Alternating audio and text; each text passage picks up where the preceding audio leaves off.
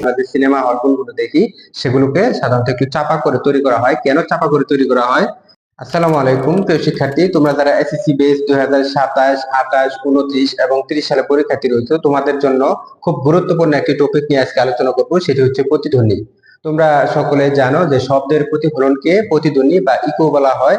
এক্ষেত্রে এই প্রতিধ্বনি সম্পর্কিত অ্যাডভান্স লেভেলের বেসিক আলোচনা কিন্তু তুমি এই ভিডিওর মধ্যে পেতে পারবে। ধন্যবাদ। দেখো, প্রতিধ্বনির ক্ষেত্রে তোমরা জানো যে শব্দ হচ্ছে এক প্রকার তরঙ্গ। শব্দ যেহেতু এক প্রকার তরঙ্গ, এই জন্য এটি কিন্তু চারদিকে সমানভাবে ছড়িয়ে পড়বে। এখন চারদিকে সমানভাবে ছড়িয়ে পড়লে যদি খোলা মাঠের মধ্যে তুমি চিৎকার করো, তাহলে সেক্ষেত্রে কিন্তু তুমি প্রতিধ্বনি শুনতে পাবে না, কারণ খোলা মাঠের মধ্যে এই শব্দটি যখন চারদিকে ছড়িয়ে পড়বে, সেখানে বড় ধরনের কোনো প্রতিবন্ধকতা নেই বা কোনো ধরনের বাধা নেই। বাধা না থাকার কারণে শব্দটি কিন্তু আর সেখান থেকে বাধাপ্রাপ্ত হয়ে ফেরত আসবে না। সেক্ষেত্রে শব্দটি ধীরে ধীরে পরিবেশের মধ্যে কিন্তু বিলীন হয়ে যাবে, সেখান থেকে কিন্তু তুমি কোনো প্রতিধ্বনি শুনতে পাবে না। আর যদি বড় কোনো ধরনের দেয়াল থেকে থাকে বা পাহাড় বা অন্য কোনো কিছু বাধা থেকে থাকে, তাহলে কিন্তু সেখান থেকে তুমি প্রতিধ্বনি শুনতে পাবে। আরেকটি বিষয় খেয়াল রাখতে হবে, যদি আমরা কোনো ছোট ঘরের মধ্যে যদি আমরা কোনো শব্দ করি বা সাউন্ড করি, সেক্ষেত্রেও কিন্তু প্রতিধ্বনি আমরা শুনতে পাই না। কেন আমরা ছোট ঘরের মধ্যে প্রতিধ্বনি শুনতে পাই না?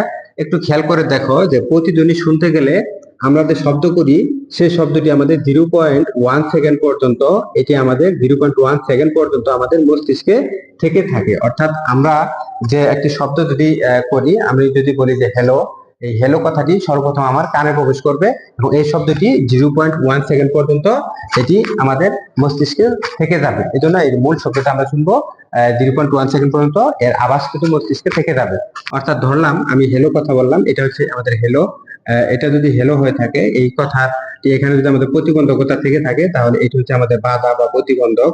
এখন এখান থেকে এই শব্দটা যখন আসলো, এই শব্দটা আসার পরে এখান থেকে আবার শব্দটা কি হবে? প্রতিফলিত হবে। আর আমি যদি এই জায়গাতে থেকে থাকি, এই জায়গা থেকে যদি আমি শব্দ করি, তাহলে এই শব্দটি আমাদের মস্তিষ্কের মধ্যে 0.1 সেকেন্ড পর্যন্ত স্থায়ী থাকবে।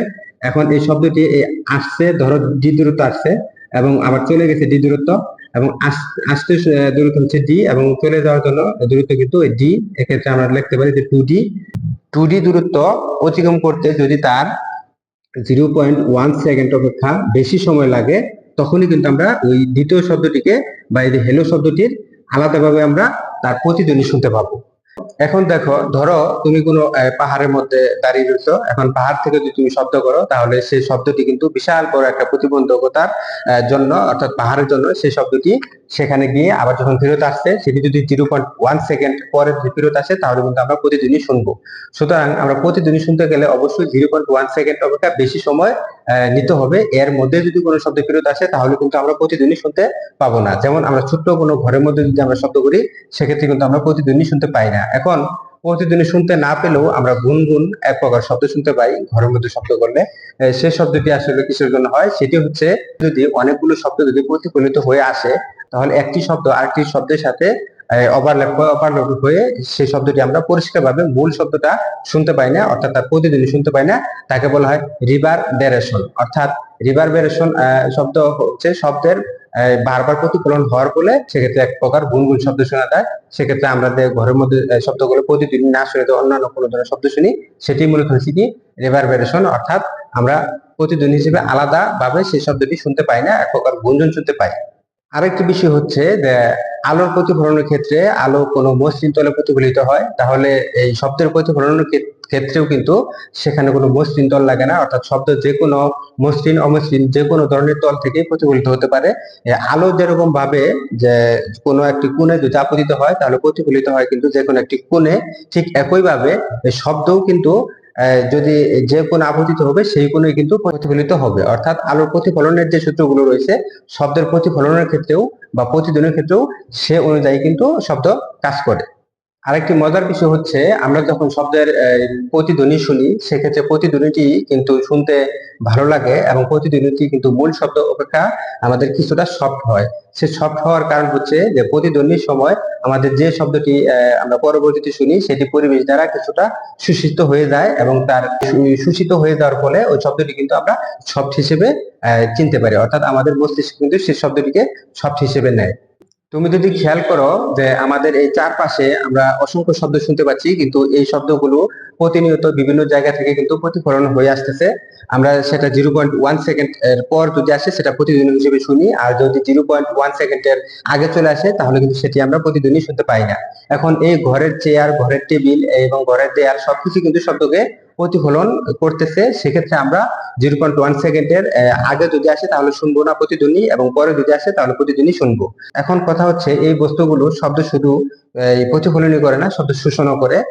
শব্দ শোষণের ক্ষেত্রে আমরা অনেক সময় ঘরের মধ্যে এই পর্দা ব্যবহার করি, কার্পেট ব্যবহার করি এবং ফোম ব্যবহার করি। সেক্ষেত্রে এই বস্তুগুলোর মধ্যে ক্ষুদ্র ক্ষুদ্র ছিদ্র থাকে, ফোমগুলোর মধ্যে এই ছিদ্র থাকার কারণে সেখানে শব্দ কিন্তু শোষিত হতে পারে। এই জন্য কঠিন দেয়াল অপেক্ষা ফোম জাতীয় বা কাপড় জাতীয় কোনো কিছু কিন্তু খুব সহজে শব্দকে শোষণ করতে পারে।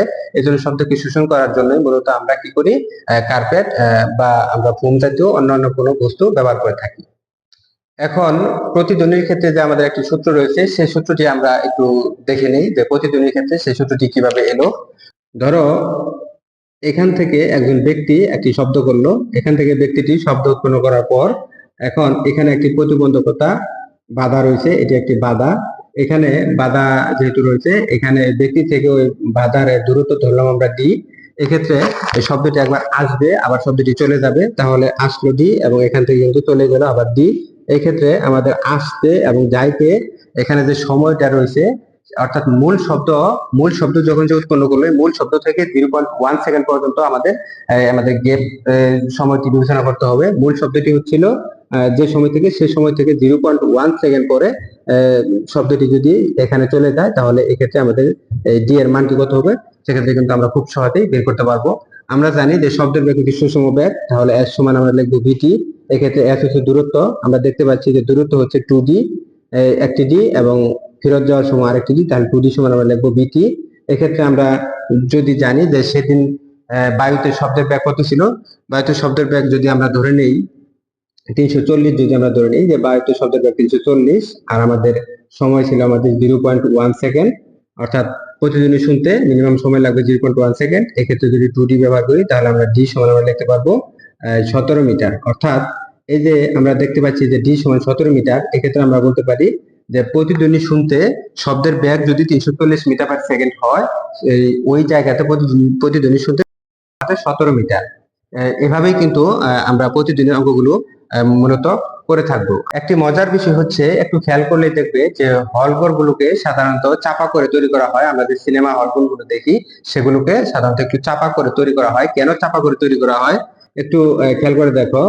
ধরো এখানে হলঘরে এখানে রয়েছে আমাদের পর্দা, এখানে পর্দা, এখানে প্রজেক্টর রয়েছে, এখান থেকে আলো ফেললে পর্দার উপর, তখন এখান থেকে আমরা ছবি দেখতে পারি।